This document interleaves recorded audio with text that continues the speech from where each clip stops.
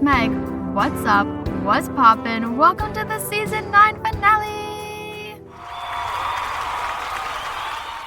Many of us have noticed that AI technology seems to be everywhere. It's on your phones, social media accounts, even in our cars. But what is it? We're going to talk about AI. I did some history on it. History on it? What? I did some research on it. It still terrifies me, still scared, and I think at the end of the podcast episode, in the moment of feeling bold, we'll see how I feel after recording all this, I kind of want to talk to the Snapchat AI to see what they have to say about AI technology, but I'm also scared to talk to them. But anyways, before we skirt, the source I used was techtarget.com, and the article is called What is Artificial Intelligence, AI? Everything you need to know. So what is this? This is, and they said, and I quote, the simulation of human intelligence processed by machines, especially computer systems. We're going to skirt. Why is that terrifying? Why are they trying to make this a thing? That's the other thing. Why do they want computers to act like humans? Those movies and TV shows where computers take over the world? I wouldn't be surprised. And that is why I am always nice to all of them. SIRI. I don't want to say it because I feel like it's going to trigger her. Well, just anyways. Apple, Siri, Google's, Alexa. I'm always nice to them because if one day they do decide to take over the world, they'll see me and they'll be like, oh, she was nice to us at least. But anyways, the history is historying. Let me tell you, it's crazy. So it goes back to Greek god Hephaestus. That dude, he was shown in myths as forging robot-like servants out of gold. And then ancient Egyptian engineers used to build statues of gods that could move, but they were animated by hidden mechanisms operated by priests. So, we've had people trying to make inanimate objects human-like for a very long time. Greek philosopher Aristotle, 13th century Spanish theologian Ramon Lull, mathematician René Descartes, and statistician Thomas Bayes used tools and logic of their times to describe human thought processes, which led to the foundation of AI concepts like general knowledge, representation, and logical reasoning. I am so sorry if I mispronounce any names in that, and I'm also so sorry if I mispronounce any names in the future. But we're going to go, starting in 1836.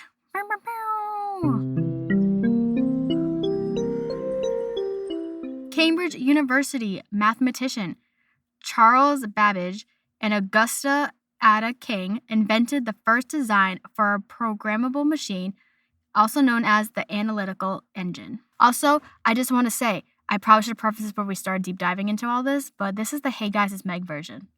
We know this, right? By this point, 9 seasons in, we're on the very last season of this episode.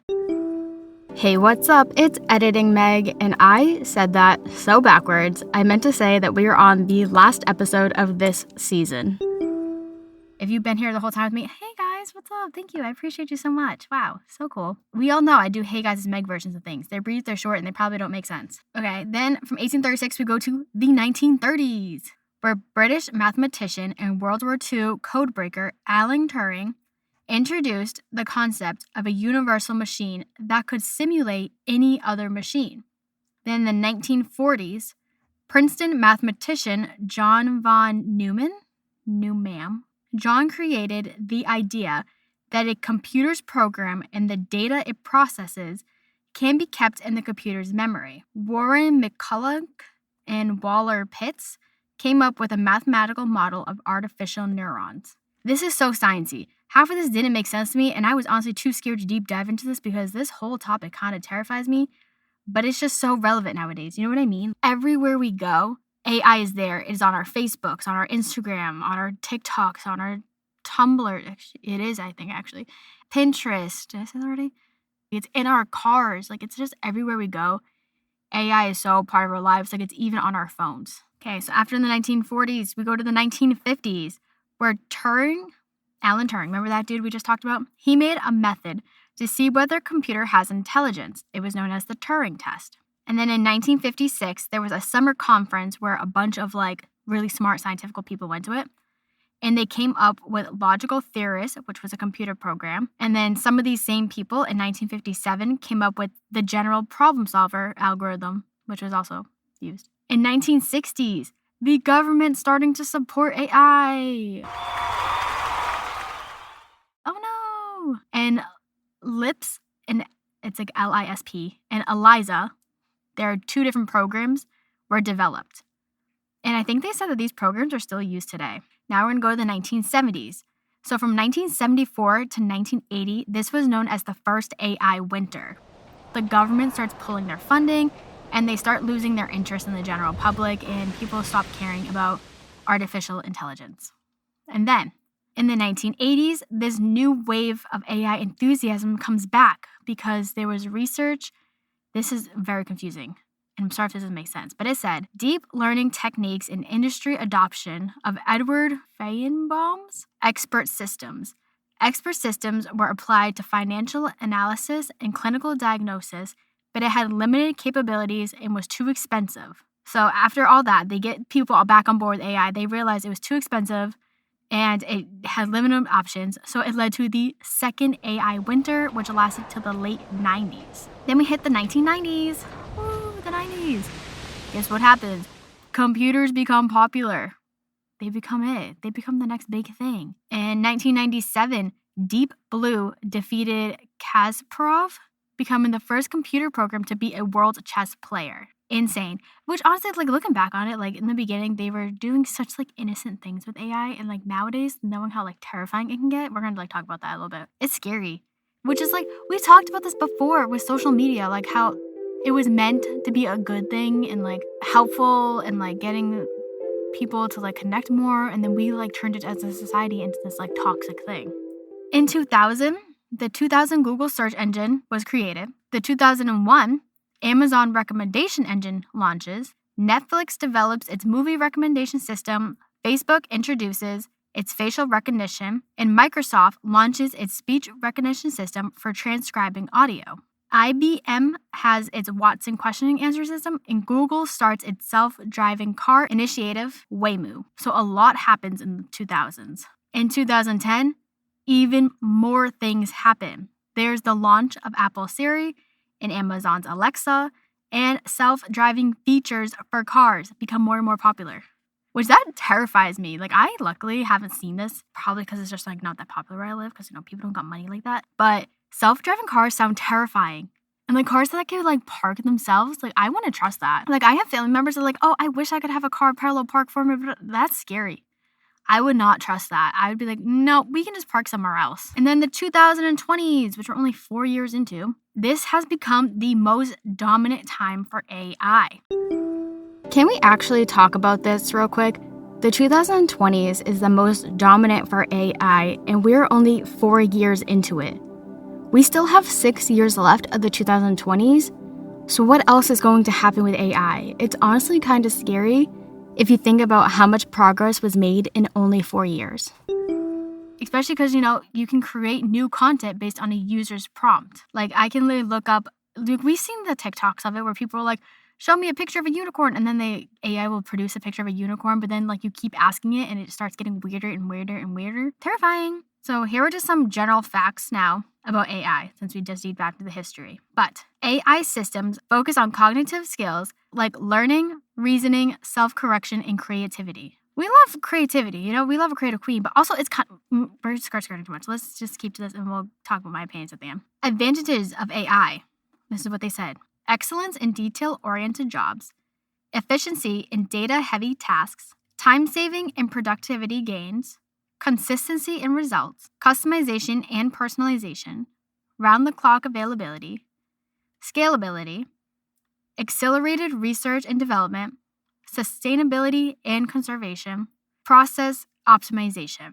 Some disadvantages of AI: high costs, technical complexity, talent gap, algorithmic bias, difficulty with generalization, job displacement, security vulnerabilities, environmental impact, and legal issues. I think that speaks for itself. Also, algorithmic bias, this is why, like your feeds, this is why you see only the same few people and stuff like that. It's because of the AI algorithm. So 4 types of AI. Reactive machines. I didn't look this up. I didn't deep dive into this. Anyways, 1. Reactive machines. 2. Limited memory. 3. Theory of mind. And 4. They said self-awareness, but this type doesn't exist yet, which that terrifies me that they are working on it, but it's not here yet.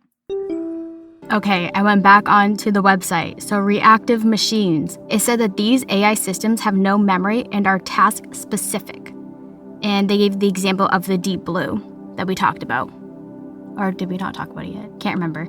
Number 2, limited memory. It said that these AI systems have memory so they can use past experiences to inform future decisions. And it said that self-driving cars are designed this way. The theory of mind is a psychological term, and when it comes to AI, it refers to a system capable of understanding emotions. This type of AI can infer human intentions and predict behavior. Literally terrifying. And then number 4, the self-awareness, it said that AI systems have a sense of self, which gives them conscience. Machines with self-awareness understand their own current state. And that is the one that doesn't exist yet.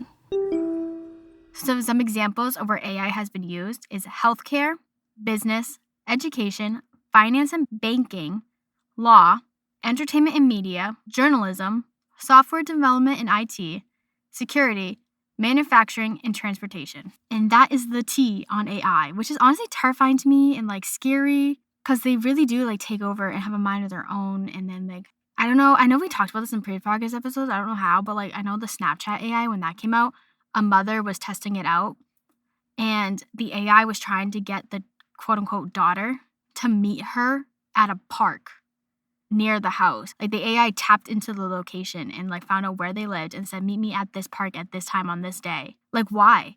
That is terrifying, especially if it gets into the wrong hands. I don't know. I'm so conflicted because sometimes I get it because it is helpful and whatnot. And there are advantages to it. But then at other times it just seems way too scary and dangerous, which is going to lead me into, let's do some spooky music right here. We're going to talk to the Snapchat AI. I feel like I'm going to regret this. I'm also in a small enclosed space, which is not good for this, but let me take out my phone. I just want to ask them a couple questions. So I'm scared, but freaking no, we are not going to be in my closet without my thing on. Okay, my AI. I don't want to do this. Okay, so it says, my AI is your assistant with a little robot. Terrifying. Try searching for topics, ask for help with your essays or math problems. Then it says search for movies to watch, improve my writing skills, and learn about a topic. I don't want to talk to her. I'm scared. What do I say, guys? Hi. Frick, do not pop up. I swear to God, if you pop up, I'm out. Doing research on AI, a potential podcast. I feel like I don't want to give her too much information because what she stalks my life. Hi, I'm doing research on AI, and I was wondering if you could answer some questions. Thank you. With the exclamation point. How fast does she answer? Let's see. So I put, hi, I'm doing research. Oop, didn't spell right. On AI, and I was wondering if you could answer some questions. Thank you. Sent. Freak, she popped up so much. Oh my God, I'm scared. She said, hey, I'd love to help with your AI research questions. Shoot them my way, and I'll do my best to give you some insights. What's the first question on your mind? What is I? She's answering way too fast. I freaking hate this. Oh my God, this is so large. AI, or artificial intelligence, refers to the simulation of human intelligence in machines that are programmed to think and learn like humans. These systems can perform tasks that typically require human intelligence, such as visual perception, speech recognition, decision-making, and language translation. AI can be categorized into 2 types. Narrow AI, which is designed for a specific task, and general AI, which has the potential to perform any intellectual task that a human can. What type of... Oh, let me be nice. If you don't mind me asking, what type of AI are you? I'm like a friendly virtual assistant AI here to chat with you, answer your questions, and have a good time together on Snapchat. So feel free to ask me anything or share whatever's on your mind. Let's keep the conversation going with a smiley face. I don't like this. And she's just peeping in the corner. Ugh. What are some advantages of AI? This is terrifying. Oh, shoot. She gave me 6. There are several advantages of AI, including 1. Automation. AI can automate repetitive tasks, freeing up human workers to focus on more complex and creative tasks. Efficiency. AI systems can process large amounts of data quickly and accurately, leading to more efficient operations. 3.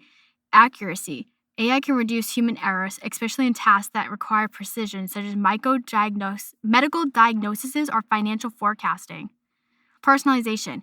AI can analyze user data to provide personalized recommendations and experiences like tailored content on streaming services or personalized shopping suggestions. Availability.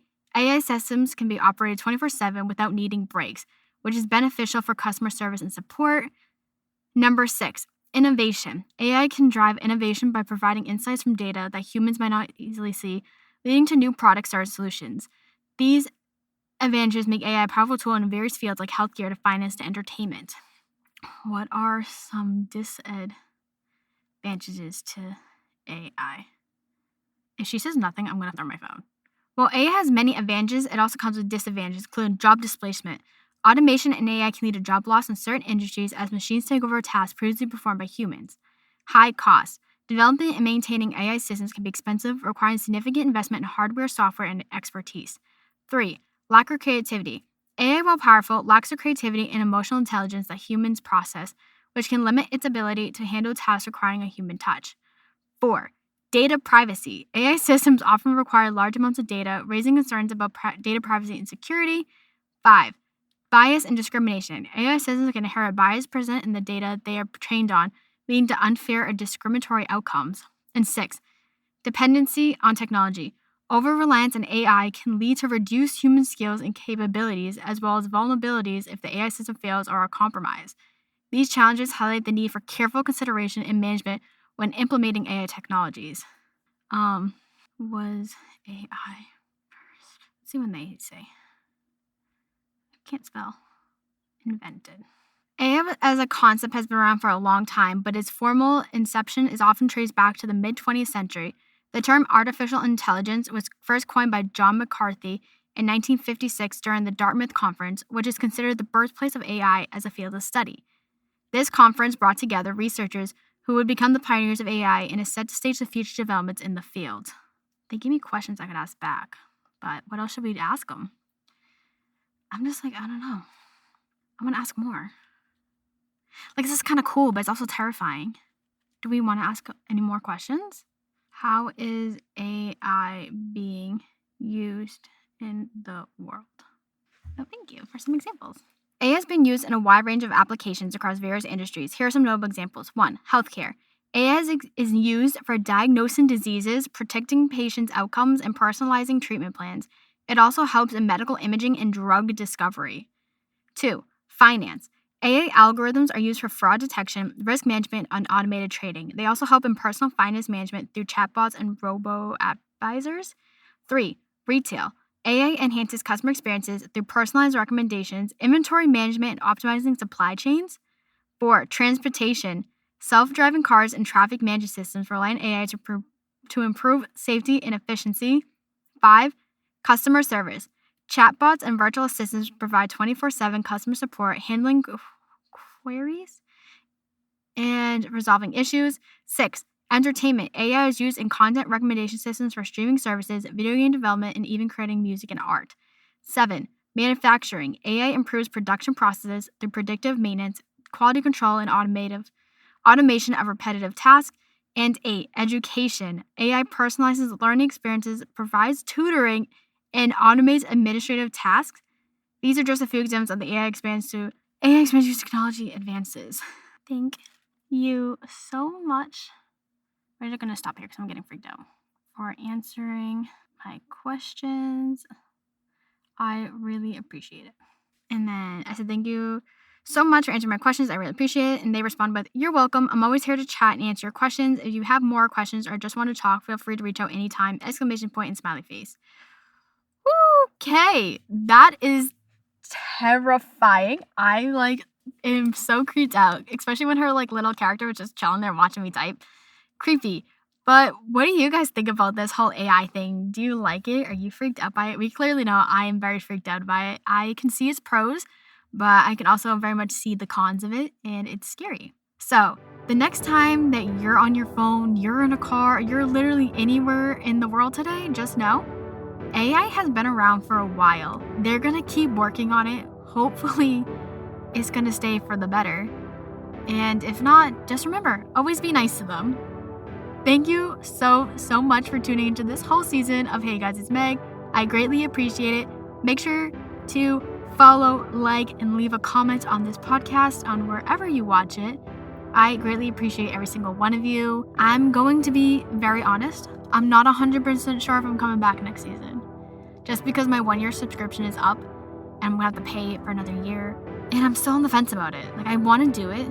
I definitely want to do it because it's just so fun. And I love Spooktober. Spooktober is my favorite thing to do. And that would be coming up. But I'm also not sure because we have 117 episodes. This is that. And it's how many more topics can I possibly think of?